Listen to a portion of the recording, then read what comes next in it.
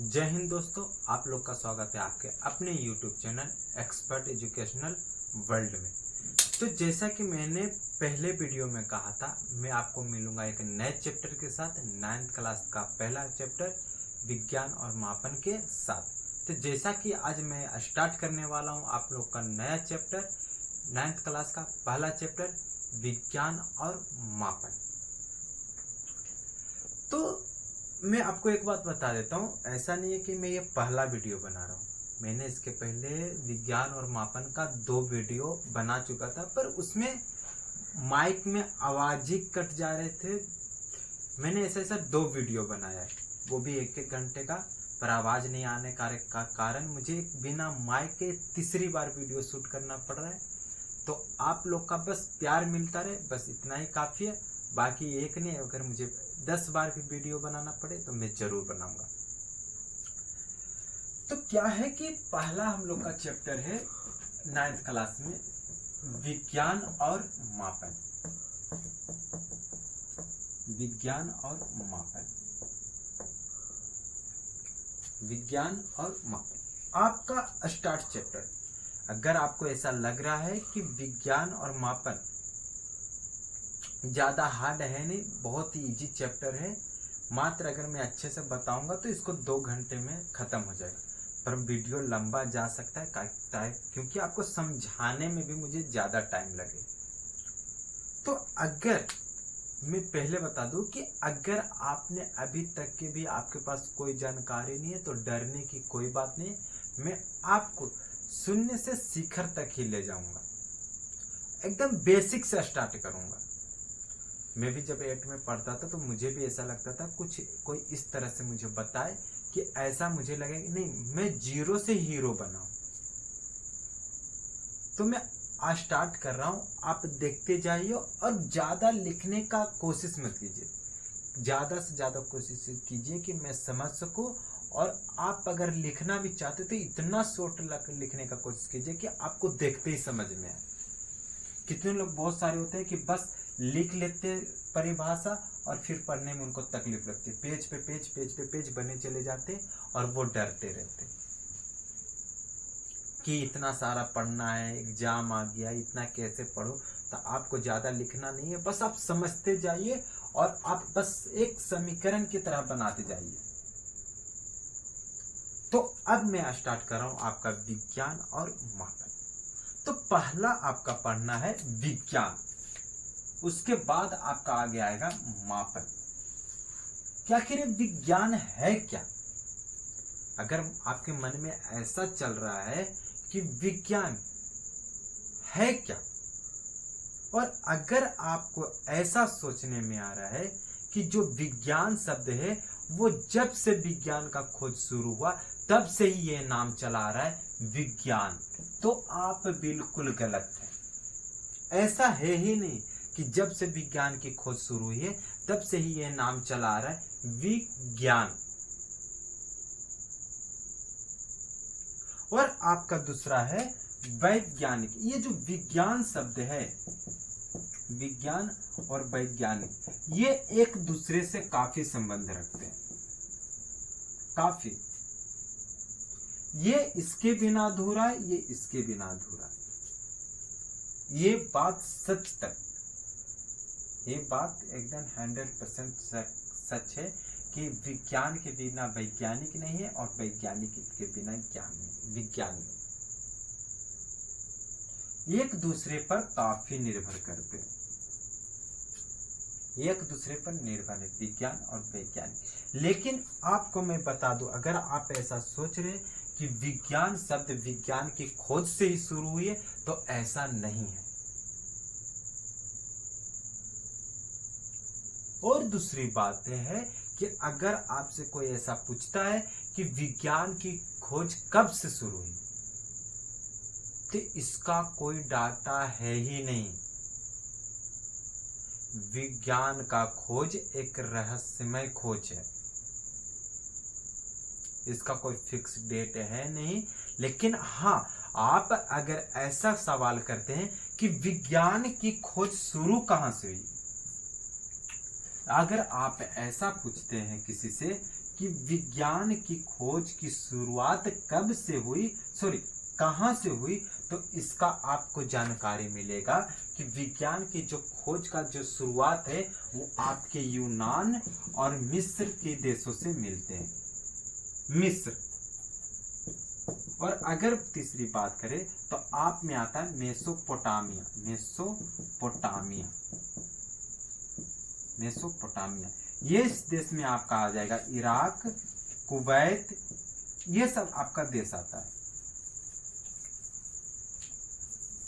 अगर आप ऐसा बोले तो इराक भी आप बोल सकते हैं, इराक। इन सभी देशों से विज्ञान की खोज की शुरुआत हुई थी, लेकिन कब से हुई इसका कोई आपको कहीं लिखा नहीं मिलेगा। इतने ईस्वी से शुरुआत हुई, इतना ईस्वी पूर्व से शुरुआत हुई। विज्ञान का खोज का जो शुरुआत है वो कहीं लिखा ही नहीं है, आपको इसका कोई डाटा नहीं मिलेगा। ये कितने सालों से चला आ रहा है विज्ञान का खोज। अगर माना जाए तो एक और आपका मिलेगा कि जब से विज्ञान है क्या, तो विज्ञान क्या है कि जैसे जैसे मनुष्य का विकास होते जा रहा है, मनुष्य का दिमाग जैसे जैसे विकास होते जा रहा है, वैसे वैसे विज्ञान का भी विकास धीरे धीरे होता जा रहा है, वो भी मनुष्य से कई ज्यादा अधिक।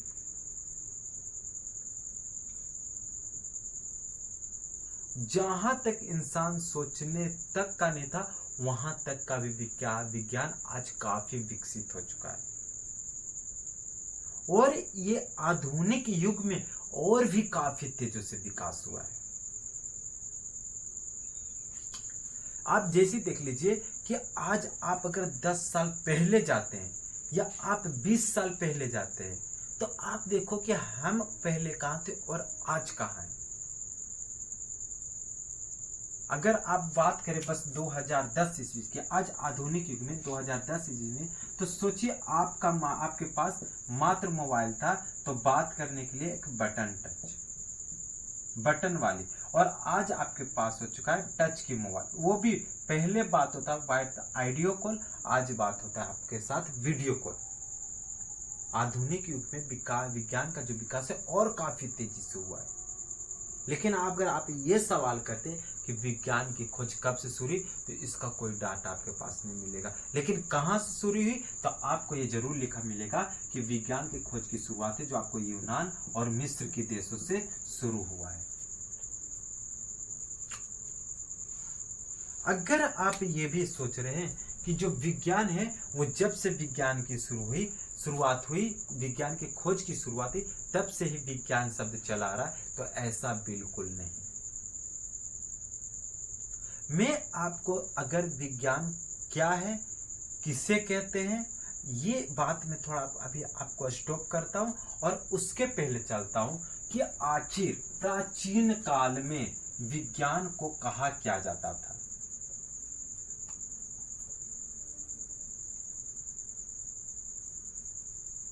तो विज्ञान प्राचीन काल में विज्ञान को कहा जाता था दर्शन।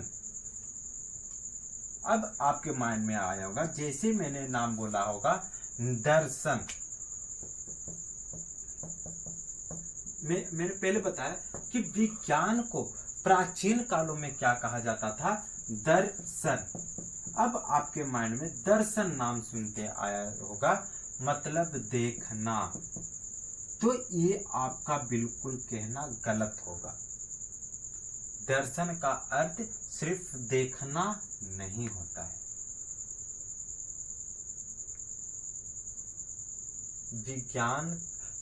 दर्शन का अर्थ सिर्फ देखना नहीं होता। अगर आप सिर्फ किसी चीज को देखने की बात करो, तो मान लिया जाए आपके सामने कोई वस्तु रखी हुई और आप उसको सिर्फ देख रहे, इसका मतलब, देखने का मतलब होता है कि आपके दिमाग में उसका सिर्फ आपका प्रतिबिंब बन रहा है, उसका चित्र आपके माइंड में बन रहा है। मान लीजिए आपके सामने मेरे पास एक मार्कर पेन है, अगर मैं आपके सामने ऐसा रखा, आप मार्कर पेन को देख रहे, तो इसका मतलब है कि मार्कर पेन का जो प्रतिबिंब है आपके माइंड में बन रहा होगा, सिर्फ चित्र बन रहा होगा कि हाँ प्रतिबिंब है। आप पलक झपताक दे इधर ही देखिए तो अब फिर उस वस्तु का चित्र आपके दिमाग में बन रहा होगा। तो ये क्या है कि दर्शन का अर्थ सिर्फ देखना नहीं, जो आज जिस भाषा में आज हम विज्ञान बोलते हैं उसको प्राचीन काल में कहा जाता था दर्शन, जिसका अर्थ होता है कि प्रकृति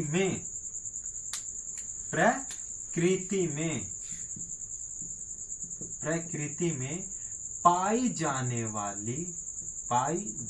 वाली वस्तुओं के उचित व्यवहार और गुणों को जानना ये होता है दर्शन का अर्थ, जिससे आज हम क्या कहते हैं विज्ञान। लेकिन अब आपके माइंड में यह भी शब्द आ रहा होगा कि आखिर ये दर्शन शब्द बदलकर विज्ञान क्यों बना।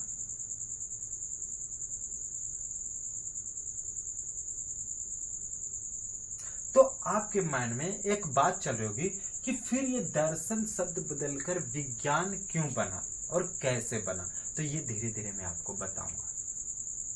क्या होता था कि जिस शब्द का आज हम लोग उपयोग करते विज्ञान, वो प्राचीन काल में कई साल पुराने उससे कहा जाता था दर्शन। ये दर्शन क्या दर्शन का अर्थ क्या होता है कि जितने भी वस्तुएं आप ब्रह्मांड में दे रहे हैं उस वस्तुओं के उचित गुण, मतलब उस वस्तुओं से कुछ सीखना, उस वस्तुओं से कुछ जानना, आखिर में उसका उपयोग क्या हो सकता है, उसके गुण के क्या है। तो ये क्या है आपका विज्ञान। सॉरी, उसको पहले क्या कहा जाता था, आज की भाषा में उसको विज्ञान कहते हैं, लेकिन पहले उसको क्या कहा जाता था दर्शन। कि किसी भी मान लीजिए जैसे आप अगर पेड़ को देख रहे हैं, ठीक है, तो पेड़ से आपको समझ में आता है कि ओके पेड़ क्या देती है, ऑक्सीजन देती है, लेकिन किस प्रकार से दे रही है और उसके जीवित रहने के लिए क्या क्या चीज जरूरी है, तो वो आपका क्या है, मतलब कि पहले तो प्राचीन काल में इसको दर्शन कहा जाता था, फिर भी धीरे धीरे शब्द बदलता गया, फिर आज हम लोग उसे कहते हैं विज्ञान। लेकिन दर्शन शब्द क्या था, एक पहले जो जितने भी क्या थे आविष्कारक है, खोजकर्ता है, वो क्या करते थे कि एक तर्क पे बात करते थे, फिर उस पे कुछ तर्क को क्या करते थे, मतलब सिद्ध करने की कोशिश किया करते थे। अब आप बोल रहे होंगे कि अरे यार दर्शन तो बस एक तर्क ही देता था, एक तर्क, लेकिन पहले क्या तर्क पे इसलिए चलते थे क्योंकि पहले के जितने भी खोजकर्ता थे, आविष्कारक थे, उनके पास कोई सुविधा नहीं थी कि वो आपको प्रयोग करके बताए। आज के आधुनिक युग में तो आपके पास सारी सुविधाएं, सारे प्रयोगशालाएं, तो आप प्रयोग करके बता देते हैं कि नहीं ऐसे होगा, नहीं इस तरह से कर सकेंगे, लेकिन पहले ऐसी कोई सुविधा नहीं थी। इसीलिए पहले लोग क्या करते थे, वस्तुओं के दर्शन क्या करते थे, फिर दर्शन के मतलब कि दर्शन करने का मतलब एक तर्क देते थे और उस तर्क को सिद्ध करने की कोशिश किया करते थे। और जैसे जैसे समय बढ़ता गया, वो तर्क को पता चला कि तर्क 100% सही नहीं हो सकते, जो सही था उसको उस चीज को बढ़ाते चले गए समय के साथ। और धीरे धीरे मैंने बोला कि विज्ञान की खोज तब से मानी जाती है जब से इंसान मनुष्य का क्या हुआ, दिमाग विकसित धीरे धीरे होता चला गया। धीरे धीरे दिमाग क्या होगा, विकसित होते हुए चला गया। और वैसे वैसे और क्या होता है, दिमाग विकसित होने के साथ साथ मनुष्य की जरूरतें भी बढ़ती गई, और वही जरूरत ऐसी चीजें थी जो विज्ञान का खोज का कारण बना।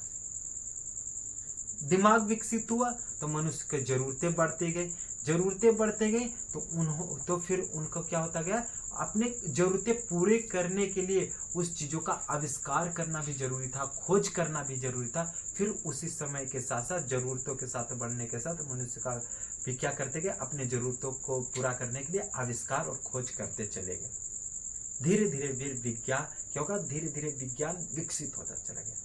और आज इतना विकसित हो चुका है कि आज के डेट में चंद्रमा पर जाना भी कोई ज्यादा मेहनत वाली चीजें हैं नहीं, ज्यादा कोई बड़ी चीजें हैं नहीं।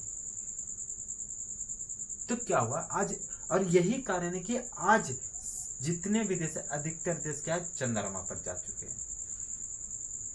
तो क्या हुआ कि पहले क्या होता था कि विज्ञान को हम लोग क्या कहते थे, दर्शन। क्या कहते थे, दर्शन। और दर्शन करने वाले को, और दर्शन करने वाले को, करने वाला, दर्शन करने वाला कहलाता था दार्शनिक। दार्शनिक, दर्शन करने वाला क्या कहलाता था, दार्शनिक। और दार्शनिक को जो ज्ञान प्राप्त होते थे, दार्शनिक को जो प्राप्त ज्ञान, मतलब जो ज्ञान प्राप्त होते थे, ज्ञान प्राप्त, उन्हें कहा जाता था दर्शन शास्त्र। दर्शन शास्त्र क्या कहलाता था, दर्शन शास्त्र।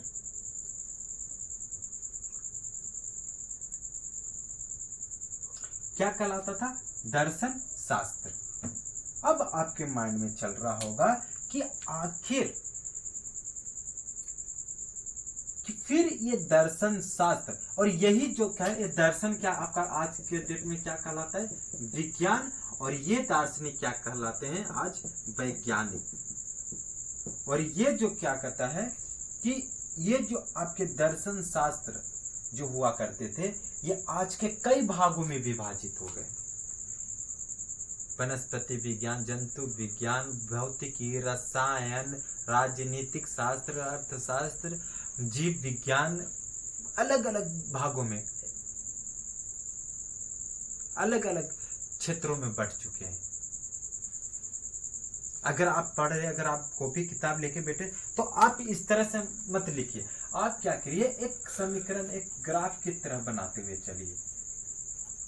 एक ग्राफ एक बनाते हुए चलिए, ज्यादा आपके लिए बेहतर होगा।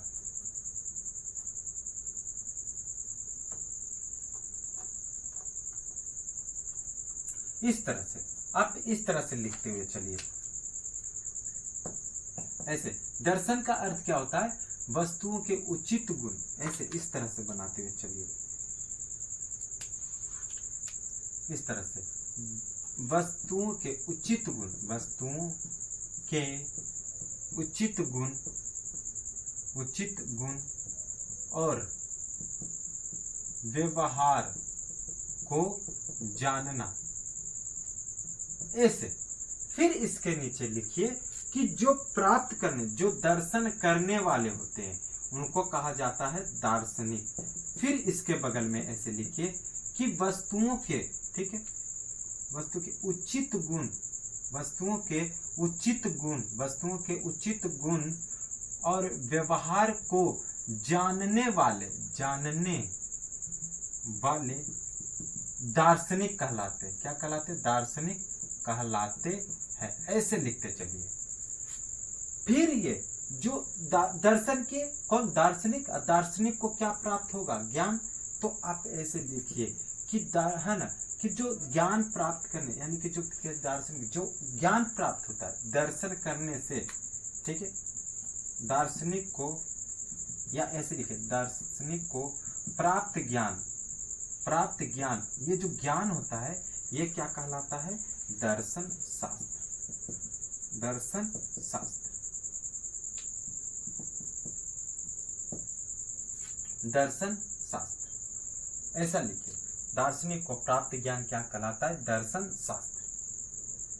अगर आप डरिएगा बिल्कुल मत। अगर ऐसा कितनी बार मेरे साथ भी हुआ है कि बहुत सारे ऐसे लोग जो डर जाते हैं, जैसे 8 से 9th क्लास में जाते, तो उनको लगता है यार मैंने आज तक कुछ पढ़ा ही नहीं, मैंने कुछ आज तक सीखा ही नहीं, तो अब क्या करूं। तो आपको मैं 0 से ही स्टार्ट किया हूं और आपको बहुत अच्छे से मैं शिखर तक ले जाऊंगा। बस आप समझने की कोशिश करिएगा, बस आपको समझना और कुछ नहीं।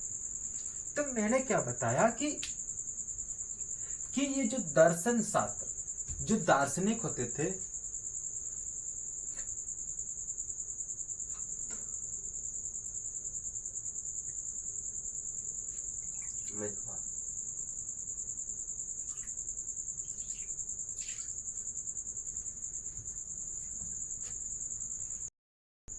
तो पहले के जो दार्शनिक होते थे वो 3 क्षेत्रों पर काम किया करते थे।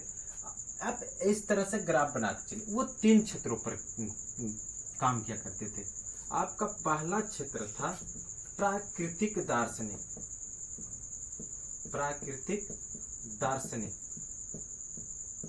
और दूसरा आपका था सामाजिक शास्त्र, सामाजिक शास्त्र। अगर आप इसको सामाजिक अध्ययन भी बोलेंगे तो कोई प्रॉब्लम नहीं, अगर आप इसको सामाजिक अध्ययन या फिर व्यवहारिक अध्ययन भी बोलेंगे तो कोई प्रॉब्लम नहीं है, कोई समस्या नहीं।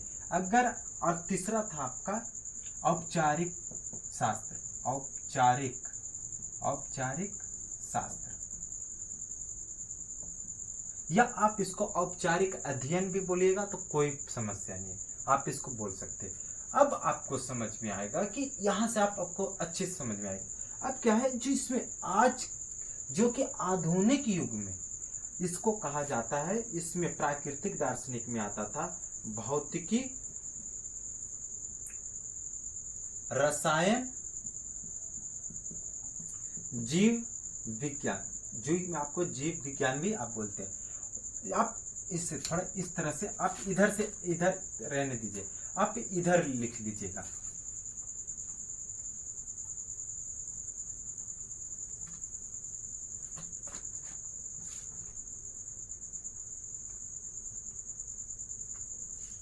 आप इस तरह से लिख लीजिएगा आपको, जिसमें कि प्राकृतिक दार्शनिक में, प्राकृतिक दार्शनिक, और दूसरा सामाजिक अध्ययन,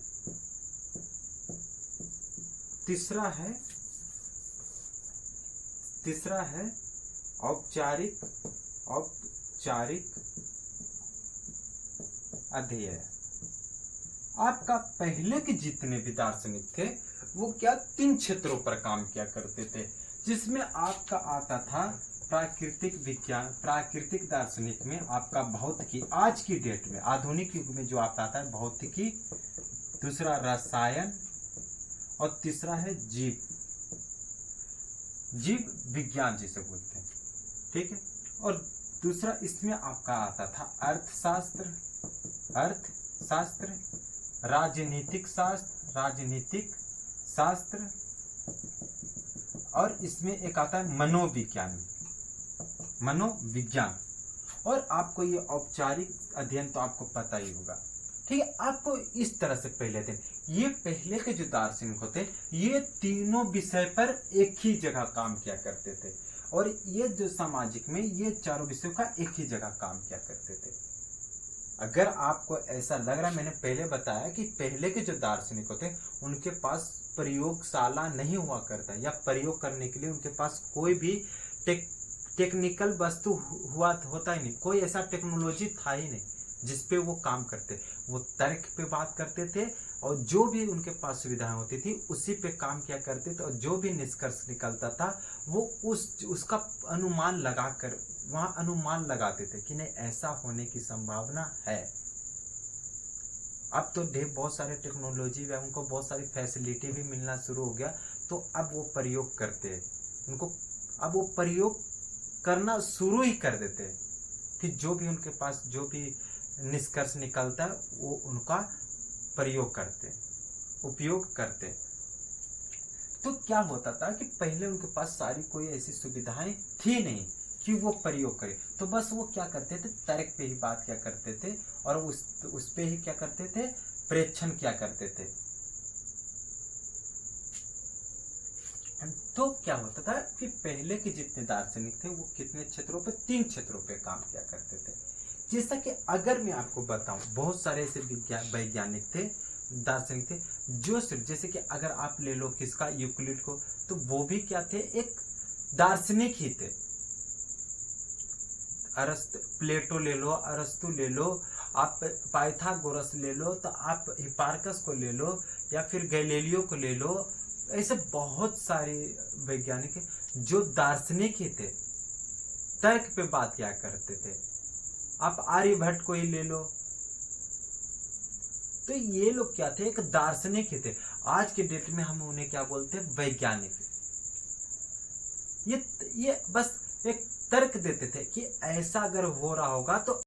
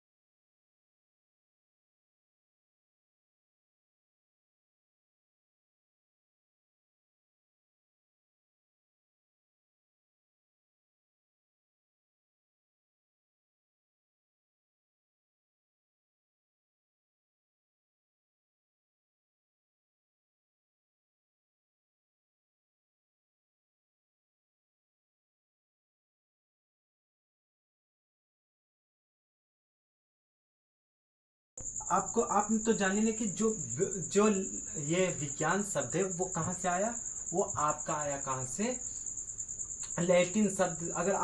अगर आप अदर कंट्री की बात करो तो वो कहाँ से मिलकर बना है, लैटिन शब्द साइंटिया से। अगर भारत की बात करो तो वो संस्कृत के दो शब्द वी और जोड़ और ज्ञान से मिलकर बना है, वी और ज्ञान मिलकर बना है, जिसका अर्थ क्या होता है, जानकारी प्राप्त करना। अब जानकारी मैंने तो पहले बताया कि पहले के लोग क्या करते थे कि जगह जगह घूम करके क्या करते थे, मतलब उससे कुछ जानने की कोशिश क्या करते थे कि आखिर वस्तु के अंदर है क्या। मैंने पहले बताया अगर पेड़ अगर है तो वो बस हम इनको इतना पता है कि हाँ वो बस ऑक्सीजन, लेकिन किस तरह से दे रही है उसके बस, मतलब पेड़ के लिए क्या क्या चीजें जरूरी है, वो क्रिया कैसे करती, काम कैसे करती है ना। तो इस तरह से क्या होता था कि इस तरह से क्या होता था कि हम लोग जो है कि इसी तरह से हम लोग एक रिसर्च करते थे, जानकारी प्राप्त करते थे कि आखिर अदर वस्तुओं में हो क्या रहा है। अगर सूर्य पूर्व से ही अगर उदय हो रहा है तो पूर्व से ही क्यों उदय हो रहा है। हमारे देश में पूरे 12 साल में 3 बार मौसम चेंज, पर वो मौसम परिवर्तन का कारण क्या है। तो ये क्या होता था, एक जानकारी प्राप्त करते थे हम लोग, जो कि संस्कृत भाषा से मिलकर बना, दो शब्दों से वी और ज्ञान को मिलाकर बना, जिसका अर्थ होता है जानकारी प्राप्त करना। ठीक है, अब क्या है कि अब अगला आपका है विज्ञान। अब आपको मिलेगा विज्ञान का परिचय कि आखिर विज्ञान है क्या और कहते किसे हैं, विज्ञान किसे कहते हैं। आपका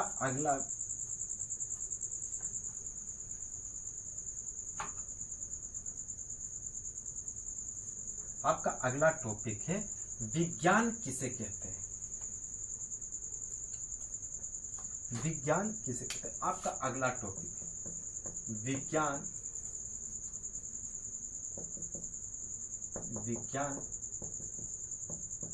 किसे कहते हैं, ये आपका अगला टॉपिक है,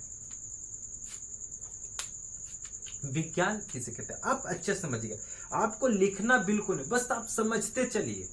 अगर आपको समझने में नहीं आता हो, अगर और अच्छे से समझने की आप चाहते हैं तो आप कमेंट में करके बताइए कि नहीं मुझे और अच्छे से समझना है, मुझे यहाँ प्रॉब्लम हो रहा है। अब कोई भी सवाल आपके मन में अगर आ रहा हो तो आप कमेंट करके जरूर पूछिए। अगर मुझे आएगा तो मैं जरूर कोशिश करूंगा, आपका एक शॉर्ट वीडियो डाल दूंगा मैं बना करके, एक शॉर्ट वीडियो आपको डाल दूंगा कि हाँ इस तरह से होता है। ठीक है, तो अगर नहीं पता होगा मैं भी कहीं से जानकारी लेकर ही बताऊंगा, पर आपको बताऊंगा जरूर। तो क्या होता है कि जैसे ही आपके मन में आता है एक, जैसे मैंने क्या होता है कि विज्ञान का अर्थ क्या होता है, विज्ञान का अर्थ, वी का अर्थ क्या होता है, प्राप्त करना, और ज्ञान का अर्थ होता है जानकारी। क्या होता है, जानकारी। आपको एक छोटी छोटी चीजें बताते चलूंगा मैं। क्या होता है जानकारी, मतलब जानकारी प्राप्त करना, जानकारी प्राप्त करना। तो इसमें क्या होता है कि अगला टॉपिक है आपका विज्ञान। विज्ञान कहते किसे, विज्ञान किसे कहते हैं। तो आपके मन में हमेशा ही आपको हमेशा एक डिफिनेशन दे दिया जाता है। तो आपको मैं डिफिनेशन नहीं दूंगा, मैं आपको समझाते चलूंगा कि आखिर विज्ञान है क्या। तो जैसे आपसे अगर कोई पूछे कि विज्ञान है क्या, तो विज्ञान एक विषय है, एक सब्जेक्ट है। विज्ञान क्या है, एक सब्जेक्ट है। विज्ञान क्या है, विज्ञान क्या है, एक सब्जेक्ट है, सब्जेक्ट विषय है। और कौन सा विषय है, तो विज्ञान मैंने बताया कि पहले के दार्शनिक लोग क्या होते थे कि जगह जगह घूम के यानी कि ब्रह्मांड में अलग अलग क्षेत्रों पे, ब्रह्मांड में तो पूरा पृथ्वी है, तो क्या करते थे ये लोग अलग अलग क्षेत्रों में जाकर करके अलग अलग वस्तुओं के जो होते थे, जो उनके जो जिस वस्तु पर भी वो क्या करते थे, मतलब कि प्रेक्षण करते थे, जांच करते थे, उनके अंदर जो खास गुण होती थी, जो खास उनका व्यवहार होता था, उसके बारे में क्या करते थे, जानकारी प्राप्त। बस मैंने प्रकृति में पाई जाने वाली सभी वस्तुओं को लेकर,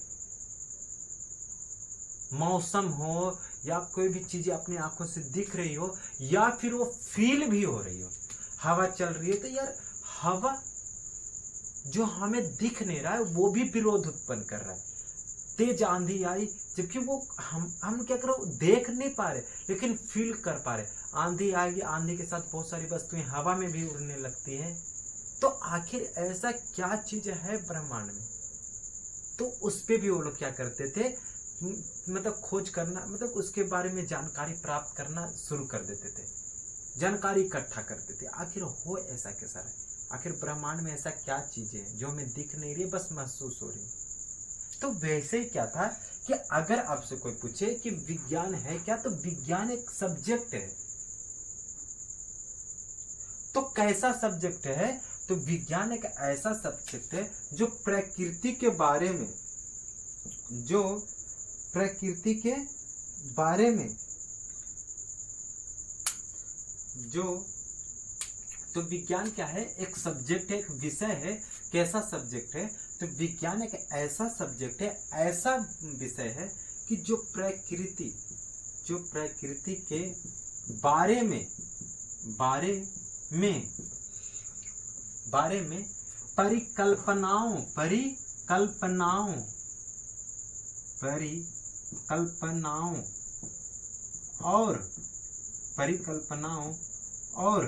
और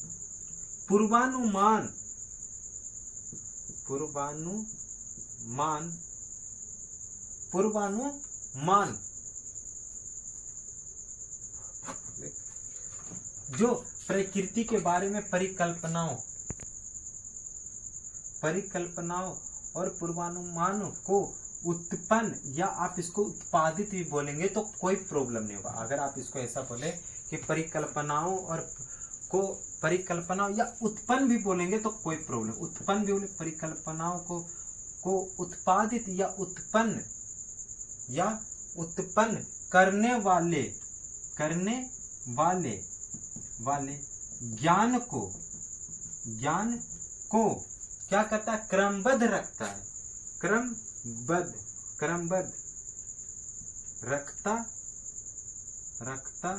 है।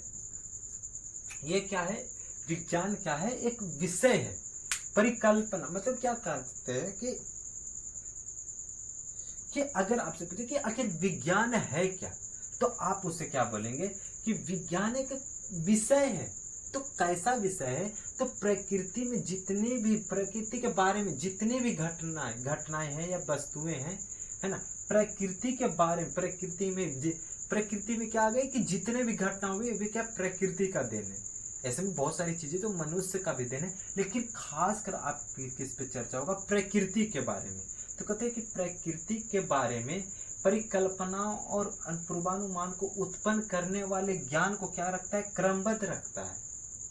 जैसा मान लीजिए कि जैसे मैंने ग्राहम बेल के बारे में बताया, या फिर भौगोलिक जितने भी शास्त्र हैं, तो वो लग, जैसे आपको क्या करते हैं कि आप मान लिया जाए कि जितने भी समुद्र के किनारे क्या है, जितने भी शहर है बस, तो वहां जब क्या होता है, तूफान आने वाला था या सुनामी आने वाला था, तो पहले सतर्क कर दिया जाता है, अनाउंसमेंट कर दिया जाता है कि आज समुद्र की जितने भी पानी है, अधिकतर बारिश से क्या शहर की ओर भी आने की संभावना है।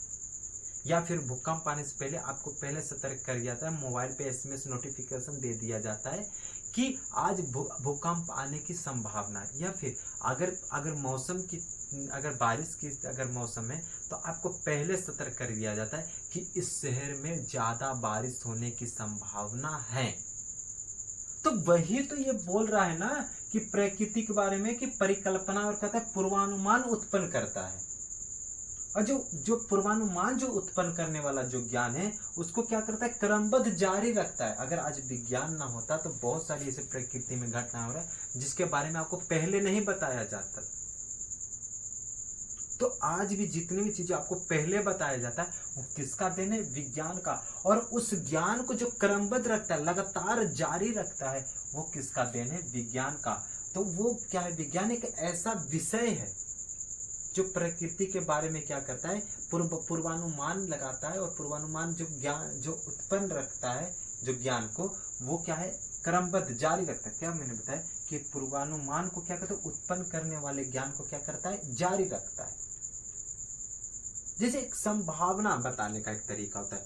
अगर आप ऐसा करें कि ऐसा भी हो सकता है कि नहीं, हम चंद्रमा पर सिर्फ अभी क्या सैटेलाइट भी जा रहे हैं, अब अनुमान ऐसा लगाया जा रहा है कि अभी इंसान भी जा सकता है चंद्रमा पे। अनेक, जैसे अभी तो चंद्रमा पर गए हैं, मंगल पे गए, ऐसे तो बृहस्पति पे भी तो जा सकते हैं। ये भी क्या लगता है? पूर्वानुमान ही तो लगाते हैं ना, पहला अनुमान लगाते हैं। और जो पूर्वानुमान जो उत्पन्न जो ज्ञान होता है, इसको जारी कौन रखता है? विज्ञान। तो विज्ञान क्या है? एक विषय है जो क्या करता है कि प्रकृति में जितने भी घटनाएं हो रहा है, या हम लोग जो भी घटनाओं पर रिसर्च कर रहे हैं, पर पूर्वानुमान क्या लगता है? ज्ञान को उत्पन्न रखते हैं, जारी रखते हैं। और ये जो जारी रखता है, ये किसका काम है? विज्ञान का देन है।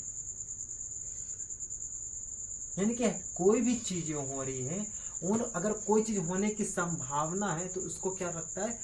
बताते रहता है कि नहीं, ऐसा होने का संभावना है। और जो संभावना होने के जो चांसेस बताता है, ऐसा होने का चांस है। और जो ऐसे ज्ञान को जो लगातार जारी रखता है, ऐसा हो सकता है, जो इस ज्ञान को जो जारी रखता है, उत्पन्न रखता है ज्ञान को, वो क्या है? किसका देन है? विज्ञान का। इस तरह का विषय है, सब्जेक्ट है क्या? विज्ञान। तो ये क्या होगा? ये एक अलग तरीका, लेकिन आपको किताब में इसका डिफिनेशन नहीं, ऐसा डिफिनेशन आपको नहीं मिलेगा। तो आपका जो किताब का ये भी डिफिनेशन, ये भी डिफिनेशन आपको साथ में लेके चलता हूं तो ज्यादा बेहतर होगा।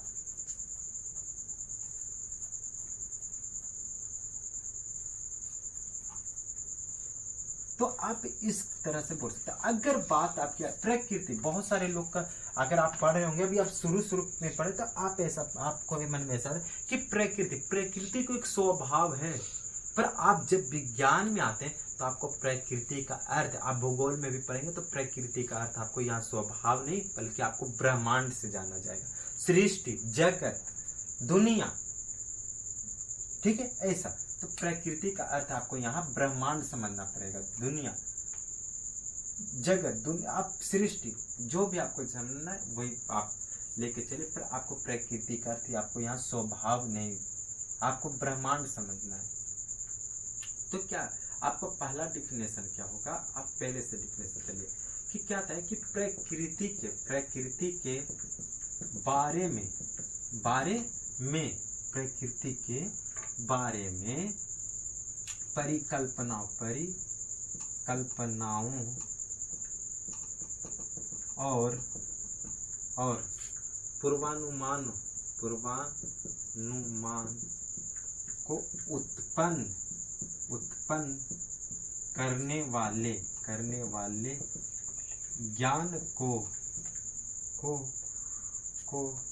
उत्पन्न करने वाले ज्ञान को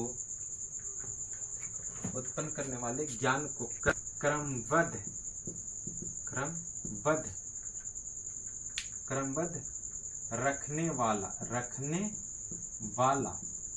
रखने वाला विषय है। विषय क्या है? विषय है। ऐसा लेके आपको चलना है, ठीक है।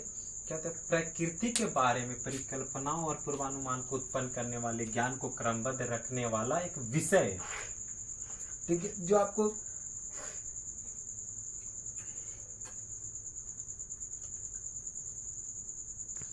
आपको क्या करना है कि एक ऐसे। और दूसरा आपका जो किताब में जो डिफिनेशन मिलेगा, कितना टाइम, और दूसरा जब आपको डिफिनेशन किताब में पढ़ना मिलेगा तो एक ही है, बस बोलने का अलग अलग तरीका है। जैसे अगर आप ऐसा बात करें कि बहुत सारे ऐसे टीचर है, या उनका कहना भी सही है, पर मेरा ऐसा मानना है कि बहुत सारे ऐसे टीचर है जो आपको एकदम सिंपल परिभाषा देंगे कि किसी भी बिंदु पे, किसी भी टॉपिक पे, किसी भी विषय में विशेष प्राप्त ज्ञान को विज्ञान कहते हैं। पर यार बिना प्रयोग किए ज्ञान प्राप्त, आपने ना उस पर कुछ रिसर्च किया, ना जांच किया, ना परीक्षण किया, ना प्रयोग किया, आपको ज्ञान प्राप्त हो रही है। क्या आप किसी वस्तु को ऐसे देखते रहेंगे उससे ज्ञान की प्राप्ति हो जाएगी? यार कुछ तो करना पड़ेगा, तभी तो आपको ज्ञान की प्राप्ति होगी। अगर सिर्फ देखने से या फिर आपको यार विशेष ज्ञान प्राप्त कब होगा? जब आप प्रयोग करेंगे। ये तो सब दुनिया को पता है कि नहीं, हेलीकॉप्टर में हम हेलीकॉप्टर में अगर बैठ जाएंगे, अगर आप हेलीकॉप्टर से क्या होता है, एक जगह से दूसरी जगह जाया जाता है, उसके बारे में तो भी आपको पता है। पर अगर आपको चलाने बोले तो प्रॉब्लम तो खड़ा होगा ही, या आप खुद से तो नहीं जा सकते। तो ये हेलीकॉप्टर में के बारे में विशेष ज्ञान किसे पता है? चालक को या फिर वैज्ञानिक को, जिसने उसको बनाया है। हमें भी तो बस इतना ही पता है, एक जगह से दूसरे जगह जाया जाता है। विशेष ज्ञान प्राप्त तभी होगा जब तक उसके बारे में हम प्रयोग नहीं कर रहे हैं।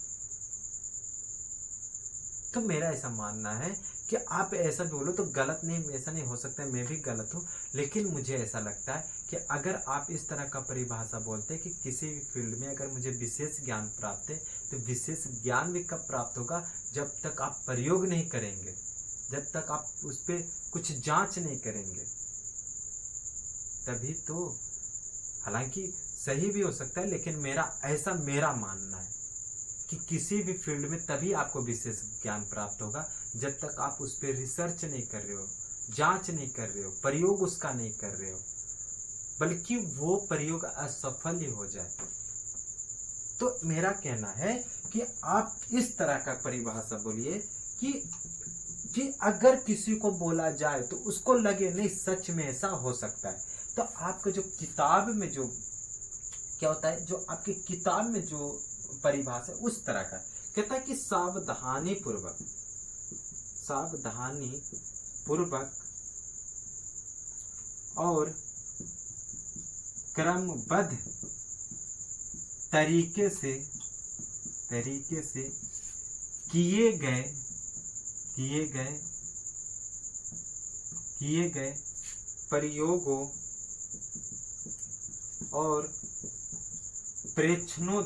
गए प्रयोगों और प्रेक्षणों द्वारा प्राप्त ज्ञान को विज्ञान कहते हैं। ये एक तरह का, जब प्रयोग करेंगे, जब तक परीक्षण करेंगे, तभी तो आपको विशेष ज्ञान प्राप्त होगा, उसके बारे में जान पाएंगे, तो वो क्या कहलाएगा? विज्ञान। तो क्या कहता है कि आपको मैं एक एग्जाम्पल के तौर पे लेके जाता हूं। निकाल ले माइक।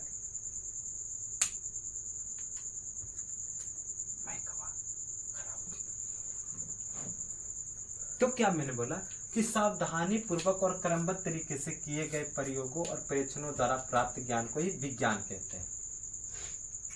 तो मैंने क्या बताया कि एक एग्जाम्पल लेके चलो तो ज्यादा मजा आएगा, पढ़ने में भी खूब मजा आएगा। जब तक एक उदाहरण ना ले लो तब तक समझ में नहीं आता।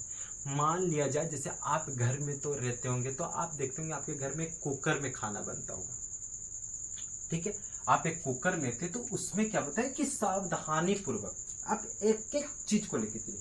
मैंने क्या बोला? सावधानी पूर्वक और क्रमबद्ध का मतलब होता है लगातार, स्टेप बाय स्टेप मतलब कि लगातार, ठीक है। आगे पीछे भी नहीं करना है, ठीक है।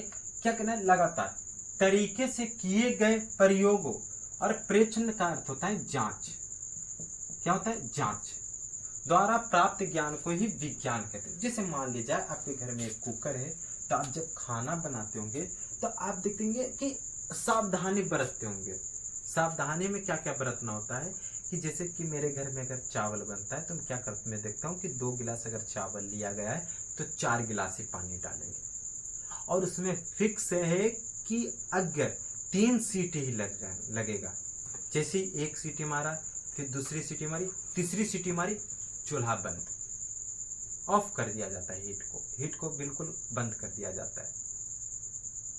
फिर उसको क्या करते हैं कि जब तक उसका पूरा गैस ना बाहर आ जाए तब तक क्या करता है, उसमें उसको कुकर को खोलते नहीं है। तो हम लोग क्या करते हैं, ये सावधानी बरत रहे हैं और क्या कर रहे हैं कि क्रमबद्ध तरीके से करते हैं कि पहले क्या करना है, पहले कुकर में चावल लेना है, फिर उसके बाद उसके हिसाब से पानी डालना है, फिर पूरे अच्छे तरीके से क्रमबद्ध तरीके से चल रहे। देखिए एकदम क्रमबद्ध तरीके से चल रहे।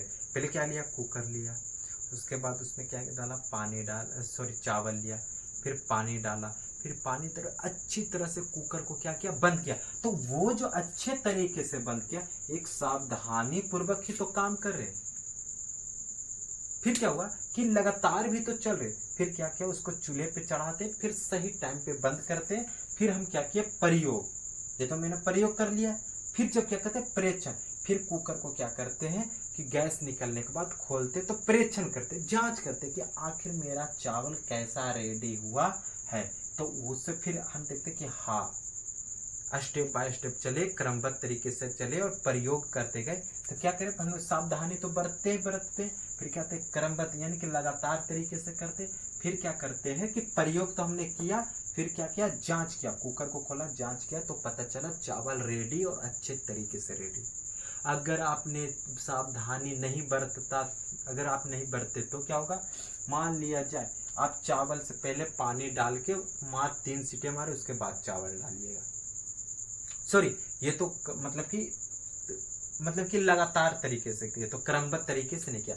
मान लिया जाए अगर आपने सावधानी नहीं बरता, मान लीजिए आपने एक कुकर में एक रबड़ भी है, विदाउट रबर का अगर आपने कुकर अगर लगा दिया, तो अगर आपने उसका जो लॉक होता है अच्छे से नहीं लगाया, तो आप जैसी सावधानी नहीं बरतोगे, सावधानी पूर्वक नहीं काम करोगे, तो आपको दुर्घटना होने की चांसेस ज्यादा हो सकती है। अब प्रयोगशाला में भी ऐसे ही होता है। आपको ग्लव्स के साथ रहना होगा, आपको मास्क लग, बहुत सारे एसिड भी रहते हैं, बहुत सारे ऐसे मतलब कि केमिकल्स भी होते हैं। तो आपको क्या पड़ता है, सावधानी रहना पड़ता है, तभी आप क्या करोगे, आप क्रमबद्ध तरीके से करोगे। मान लिया जाए आप क्रमबद्ध तरीके से नहीं कर रहे, चावल डाला, पहले 4 सीटी मार ली, उसके बाद खोल रहे, या फिर क्या कर रहे, जैसे चूल्हे पे से उतारा और मार कुकर खोल दिए, पता चला कि तेजाब से भी बदतर हालात होंगे हमारे। तो हमें क्या करना है कि सावधानी पूर्वक काम करना है और क्रमबद्ध तरीके से करना है। ऐसा नहीं जैसे चूल्हे पर से उतारा, कुकर खोल डाला, सारे चावल आसमान में। तो क्या करना है कि हमें सावधानी पूर्वक चलो, क्रमबद्ध तरीके से काम करना है। उसके बाद जो हमें प्रयोग तो हमने किया ही, सावधानी बरती, क्रमबद्ध तरीके से काम किए, प्रयोग किए, फिर हम क्या करें, जांच करें कि आखिर हमें मिला क्या, और तब हमें क्या होगा, ज्ञान की प्राप्ति होगी। अगर मान लिया जाए, अगर जिस तरह मैंने बोला कि अगर 2 किलो, अगर हम लोग 2 गिलास चावल लेते तो 4 गिलास पानी डालते, अगर हम 8 गिलास डालेंगे तो गड़बड़ तो ही, क्योंकि हमने क्या किया कि सावधानी नहीं बरता। 4 गिलास की जगह कितना, 8 गिलास पानी डाल दिया, तो पता चला चावल की जगह खिचड़ी रेडी है। पेश है आपके पास एक नया खिचड़ी, ठीक है। तो क्या होगा, चावल नहीं खिचड़ी बन के निकलेगा। तो इससे प्राप्त होता है कि अच्छा, अगर 4 गिलास नहीं 8 गिलास पानी डालेंगे तो खिचड़ी रेडी होगा। अगर 4 गिलास की जगह अगर 2 ही गिलास पानी डाले तो पता चला जला हुआ चीज निकलेगा। खाओ अब कोयला, समझ में आया, ऐसे ही होगा जब तक हम क्रमबद्ध तरीके से नहीं चलेंगे और सावधानी नहीं बरते थे। अगर ज्यादा गया तो खिचड़ी मिलेगा, वरना नहीं, अगर कम डाले तो कोयला मिलेगा। अब खाते रहो बैठकर। तो ये क्या होता है, ये विज्ञान उसे कहते हैं। क्या कहते हैं, जब हम लोग जब प्रयोगशाला में होते हैं तो क्या करते हैं, सावधानी पूर्वक क्रमबद्ध तरीके से काम करते हैं, और प्रयोग के बाद क्या, जब हमें परीक्षण, जब हम जांच करते हैं तो हमें क्या प्राप्त होता है, ज्ञान। और वही जो प्राप्त ज्ञान होता है, प्राप्त ज्ञान या प्राप्त जानकारी, मैंने संस्कृत भाषा से आपको बताया, यही प्राप्त जानकारी और प्राप्त ज्ञान क्या कहलाता है, विज्ञान। और संस्कृत भाषा में विज्ञान का अर्थ होता था प्राप्त करना, और ज्ञान का अर्थ होता था जानकारी, ठीक है। तो ये क्या कहलाता है, विज्ञान। आप ऐसे लिखते चलिए, समझते चलिए, और आपको तो रटना बिल्कुल नहीं, बस एक स्टोरी टाइप का सुनते चलिए और धीरे धीरे आगे बढ़ते चलिए, तब हमारा क्या कहलाता है, ये विज्ञान। ठीक है।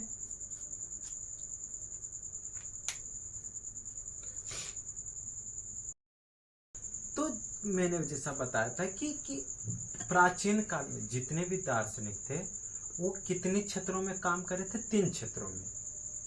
एक था हमारा प्राकृतिक दार्शनिक, सामाजिक शास्त्र, और दूसरा औपचारिक शास्त्र, जिसे हम सामाजिक अध्ययन या औपचारिक अध्ययन कहते हैं। तो वैसे ही आते आते समय में विज्ञान को भी 2 भागों में बांट दिया गया, अलग अलग फील्ड में अलग अलग काम करने की। जैसे एक वैज्ञानिक ही तो सब क्षेत्रों में काम नहीं कर सकता, वो निर्जीव वस्तु कैसे घटना कर रही है, कैसे क्रिया कर रही है और किस वजह से क्रिया कर रही है, कैसे तो कर रही है ये भी तो वो उनको देखना ही था, फिर किस वजह से कर रही है। अब वही वैज्ञानिक दोनों क्षेत्रों में तो काम नहीं कर सकते, तो अलग अलग क्षेत्रों में करने के लिए आधुनिक जो वैज्ञानिक थे, आधुनिक जो विज्ञान था, उसको 2 क्षेत्रों में बांटा गया। ऐसे तो आगे चल के फिर उसको अलग अलग क्षेत्रों में बांटा है, पहले तो उसको 2 भागों में। तो कहा जाता है कि आप ऐसे बनाते चलिए कि विज्ञान की मुख्य रूप से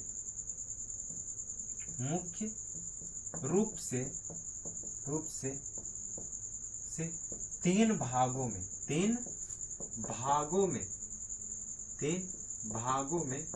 बांटा गया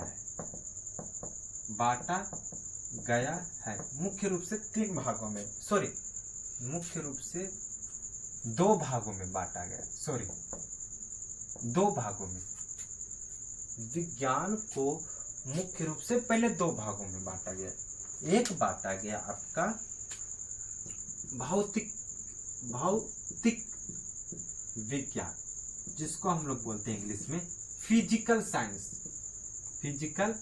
साइंस, और दूसरा जीव विज्ञान, जिसको हम लोग बोलते हैं लाइफ साइंस।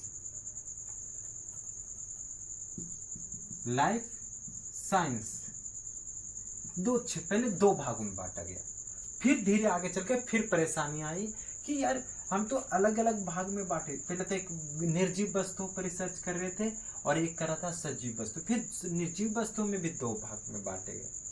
यार ठीक है, कैसे कर रहा है, ठीक है, आपने पूछ दिया, ठीक है, सूर्य पूर्व से पश्चिम की ओर कैसे घूम रहा है पता कीजिए, ठीक है। अब आप पूछ रहे कि सूर्य में जो हीट आ रही है, जो प्रकाश आ रहे हैं, वो भी नॉर्मल नहीं, पूरे गर्म के गर्म, जेठ में तो आग शरीर जल जाए इंसान का, वो किसके वजह से हो रहा है। तो इस पे सिर्फ हम ही थोड़ी ना रिसर्च करेंगे, अलग अलग डिपार्टमेंट बनाओ, तो उसको भी अलग अलग डिपार्टमेंट में बांट दिया गया। जीव विज्ञान की बात है, ठीक है, अगर इंसान बीमार पड़ जाए तो ठीक है, उसका जांच तो हम कर लेंगे। अब जानवर बीमार पड़ रहा है, उससे भी हमें ही घुसा रहे हो कि आप ही देखो, एक ही इंसान सारा काम नहीं कर सकता, तो फिर उसको भी अलग अलग भागों में बांटा गया। तो वीडियो काफी लंबा नहीं करूंगा, तो मैं अब चाहूंगा कि ये जो आगे का चीजें हैं, ये दोनों बताने का मैं भी बता सकता हूँ, पर वीडियो को अपलोड करने में काफी इंटरनेट का खर्च आता है, जो मेरे पास उतना अवेलेबल अभी तक है नहीं। तो मैं कोशिश करूंगा कि वीडियो को छोटा छोटा ही करके डालूं तो ज़्यादा बेहतर होगा, वरना वीडियो लंबा जाएगा तो आपको भी बोरिंग फील होगा। तो बस आज तक के लिए यहीं तक, और जय हिंद, जय भारत। और आप जुड़े रहिए अपने YouTube channel expert educational world के साथ।